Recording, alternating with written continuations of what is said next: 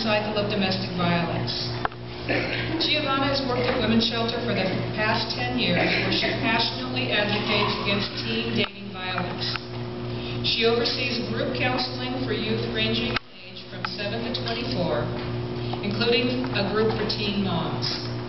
In addition to her work at Women's Shelter, Giovanna works as a counselor advocate and helps with group counseling at Sukasa, another domestic violence agency in Long Beach. Giovanna also volunteers in the community by serving on the steering committee of the Youth Services Network, a volunteer network for youth serving agencies in the city of Long Beach. Her commitment and drive to help others has led to many speaking opportunities at schools, community events, and other youth programs. She recently spoke at Alan Lowendahl's Young Women's Empowerment Conference, which was attended by over 300 high school students. Giovanna is a true role model. She not only works full-time and volunteers, but she has returned to college to get her bachelor's degree. Giovanna goes above and beyond for each person and every person she serves. She takes a personal interest in each person. She cheers them on when they share their success stories, and she inspires them to reach their goals. In her young life, she has impacted so many lives that there is no telling what great things are yet to come. We're very pleased to announce the award for Human Rights and Status of Women to Giovanna Martinez.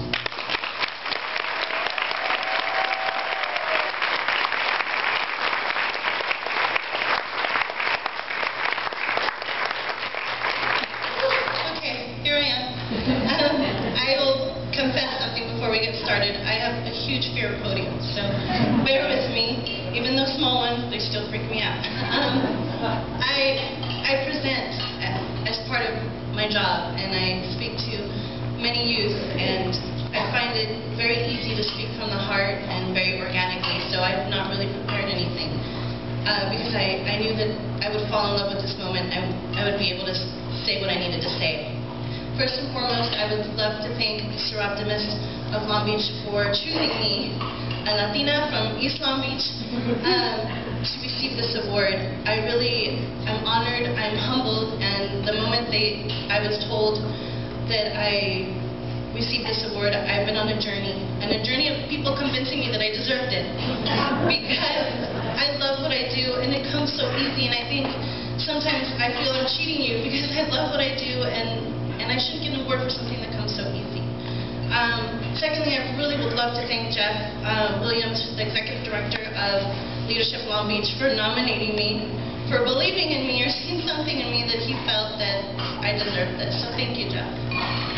But most importantly, I really would like to thank my fellow honorees. I cannot believe I'm up here with you, and I am completely honored. I am completely amazed and thankful. I would love to share this, though, because it's not just mine. This award belongs to every person who works at Women's Shelter of Long Beach. I think that's why it was so hard to convince me, because I knew that I didn't deserve this by myself. I really would love for the staff of Women's Shelter to stand up and for you to recognize them, because they're amazing and they work harder than me sometimes to help overcome and fight domestic violence. Please, you guys, please stand up.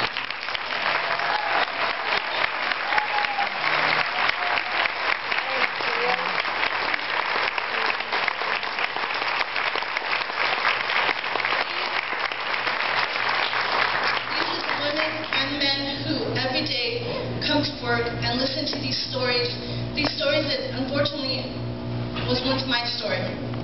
I'm a survivor of domestic violence, and my mom found the courage to break that cycle, and it's because of that I am here, and I do what I do with so much love. The staff at Women's Shelter work long hours, they give their all in every second that they do, and they help every person that walks through the door, regardless of who they are. They are there for them. And I really thank you guys. Thank you for your support, your love, your inspiration, and your encouragement. I really would love to thank the team of Women's Shelter's Youth Services, past and present, because without you, I don't think I could be as strong as I am every day. They are amazing role models. They're my staff, they're my team, they're my colleagues, and my friends. And please, I would love for you to stand up, Edie, Edwin, and Patty, because they all contribute to who I am and what I do today.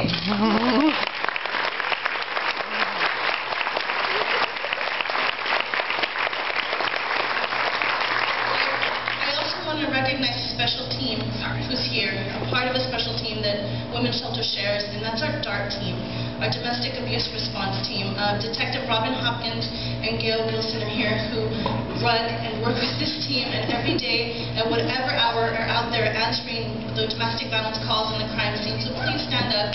Please.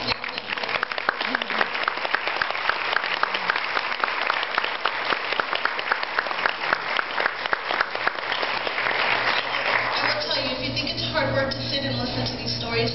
Just picture being there at the crime scene when it happens. I'm in honor of you women, and thank you for being here and supporting me. I would love to thank my mom. My mom, who, an immigrant from Guatemala, came here and wanted a better life for herself and her children. And I thank her for supporting me, for breaking the cycle of violence. Thank you, Mommy. Gracias. I love you.